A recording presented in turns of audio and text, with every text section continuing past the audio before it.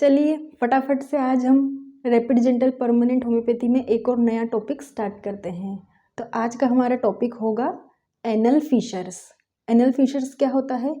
Anal मतलब वो रास्ता जहाँ से हमारा स्टूल पास होता है, उसे बोलते हैं हम एनस। और फिशर का मतलब मैं आपको अभी समझाऊंगी। तो एनस वो जगह होती है जहाँ से हमारा स्टूल निकलता है, और फिशर का मतलब होता है दरारें पड़ना। फिशर का सिंपल मतलब है दरारें पड़ना। तो एनस का वो आखिरी वाला पार्ट जहाँ से हमारा स्टूल निकल के बाहर आता है, वहाँ पर दरारें पड़ जाती है। उन दरारों को हम फिशर कहते हैं। तो एनल फिशर यूँ तो सुनने में बहुत इजी है, लेकिन बहुत ही खतरनाक दर्द इसमें होता है व्यक्ति को। तो ये एनल फिशर बहुत सारे लोगों को कन्फ्यूज़न रहता है। उन्हें जब फिशर होता है तो उन्हें लगता है कि उन्हें पाइल्स या बवासीर हो गया है।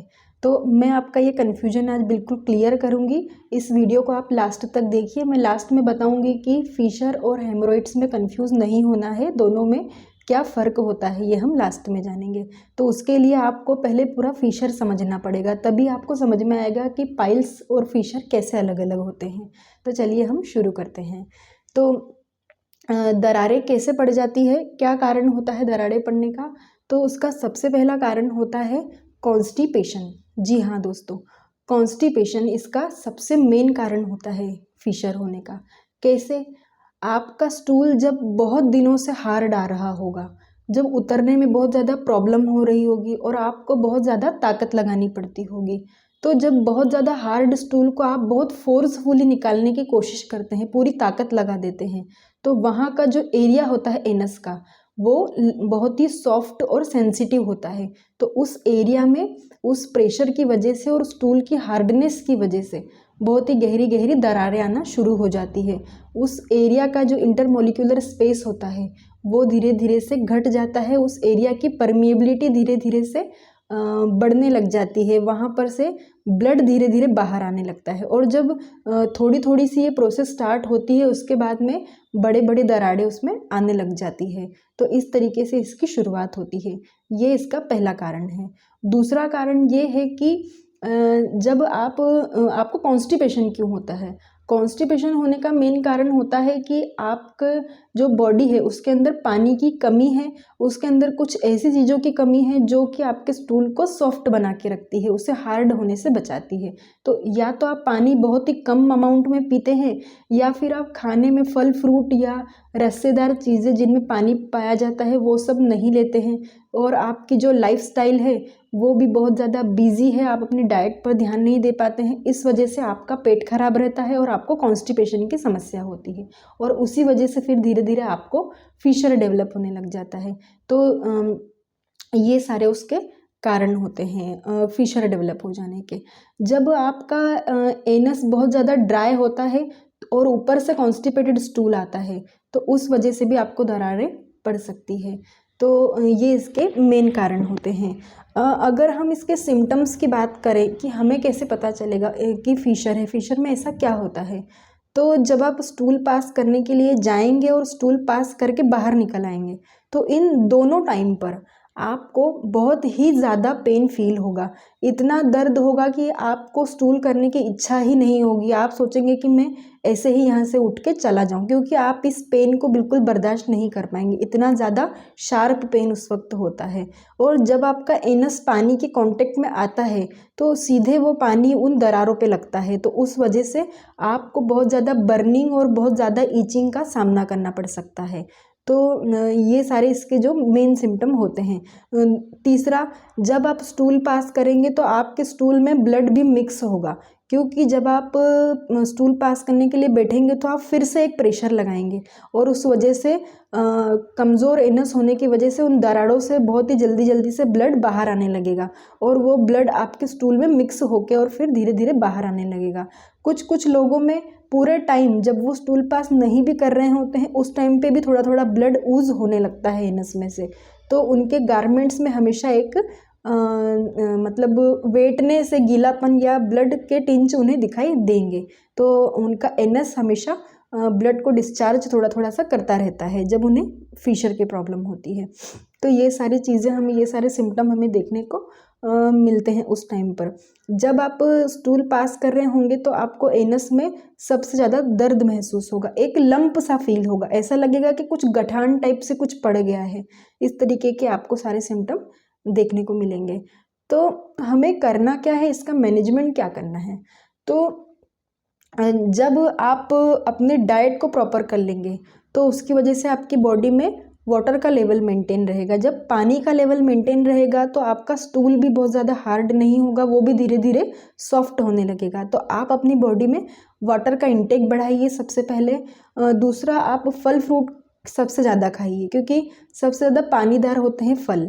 तो रेशेदार भी फल आपको खाना चाहिए, क्योंकि जितने फाइबर आप अपने खाने में लेंगे उतना ही आपका जो स्टूल है वो इजीली बाहर निकलेगा, उतना ही रेशेदार आपको चीज़ें मिलेंगी। तो मतलब फाइब्रस चीज़ें अपनी डाइट में लेने से स्टूल जल्दी जल्दी से सॉफ्टली बाहर निकलने लगेगा, क्योंकि आपकी डाइट में फाइबर प्रेजेंट रहेगा। ये खाने पीने में आपको इन चीज़ों का ध्यान रखना है। स्टूल अगर बहुत ज़्यादा हार्ड होता है तो आप प्रेशर लगाते हैं, मगर आपको डाइट प्रॉपर करने से स्टूल भी सॉफ्ट आएगा, तो कॉन्स्टिपेशन की समस्या अपने आप सही हो जाएगी और आपको प्रेशर नहीं लगाना पड़ेगा। आप अनवांटेडली भी अपने एनस पर बहुत ज़्यादा प्रेशर लगाने की कोशिश ना करें, स्टूल अपने टाइम से आ जाएगा, उसका अर्ज जब होगा तो वो ऑटोमेटिकली आता है। तो आपको प्रेशर लगा लगा के स्टूल को पास करने की कोशिश नहीं करना चाहिए।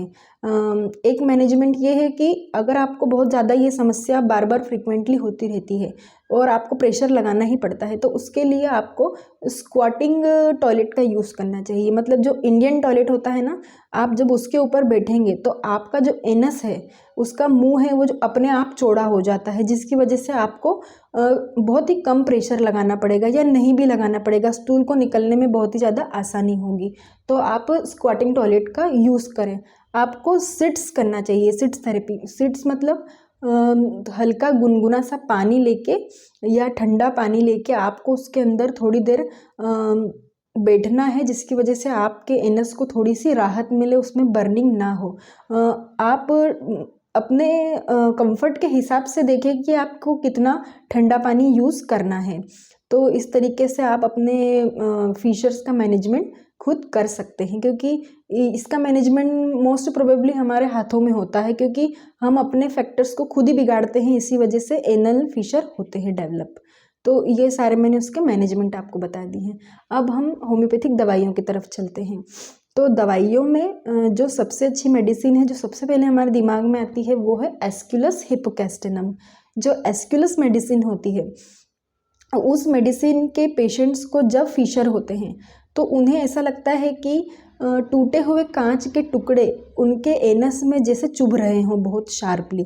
तो इस तरीके की फीलिंग जब आपको आएगी फीशर के टाइम, तो एस्क्युलस मेडिसिन की लोअर पोटेंसी बहुत ही अच्छा उस समय काम करती है। एक मेडिसिन है रेटेनिया। रेटेनिया मेडिसिन में बर्निंग बहुत ही ज़्यादा मार्क्ड होती है, पेशेंट को पूरे टाइम बर्निंग होती रहेगी और उसका एनस बहुत ही ड्राई फील होगा, बहुत ही सूखापन सा लगेगा एनस में। जब ड्राई होगा और दरारें पड़ेंगी तो परेशानी और ज़्यादा बढ़ जाती है। तो ऐसी कंडीशन में हम रेटेनिया मेडिसिन की 30 या 200 पोटेंसी अकॉर्डिंग टू पेशेंट की सिचुएशन हम दे सकते हैं पेशेंट को। इसके कुछ डोजेज से ही पेशेंट को बहुत जल्दी जल्दी से रिलीफ होने लग जाता है। एक मेडिसिन है पायोनिया। पायोनिया मेडिसिन हम उन पेशेंट को दे सकते हैं जिनके एनस में से कंटिन्यूअस ऊजिंग होती रहती है। ऊजिंग चाहे मॉइस्चर हो, चाहे म्यूकस हो या ब्लड के टिंच हो, उसके एनस हमेशा हमें गीला गीला सा फील होगा। तो ऐसी कंडीशन में हम पेशेंट को पायोनिया मेडिसिन की लोअर पोटेंसी प्रिस्क्राइब कर सकते हैं। एक मेडिसिन है साइलिशिया। साइलिशिया मेडिसिन के जो पेशेंट होते हैं उनमें दरारें बहुत ही मार्क्ड होती है और पेशेंट बहुत ही शाय नेचर का रहेगा, वो आपको बताने में भी हिचकिचाता है कि उसे क्या समस्या हो रही है। साथ ही उसे बहुत ही कटिंग टाइप का पेन होगा अपनी दरारों में।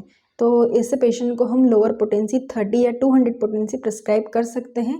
2 से 3 दिनों में ही हमें इसके रिजल्ट देखने को मिल जाते हैं।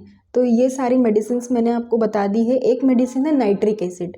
नाइट्रिक एसिड जो मेडिसिन है वो हम पेशेंट को तब प्रिस्क्राइब कर सकते हैं जब पेशेंट हमसे आके कहे कि उसे घंटों घंटों तक ये दर्द ख़त्म नहीं होता है, स्टूल पास करते वक्त उसकी पूरी जान निकल जाती है और कई घंटों तक वो ठीक से बैठ नहीं पाता, उसे इतना दर्द फील होता है और ऐसा लगता है जैसे उसे बहुत सारे कांटे चुभ रहे हों एनस में।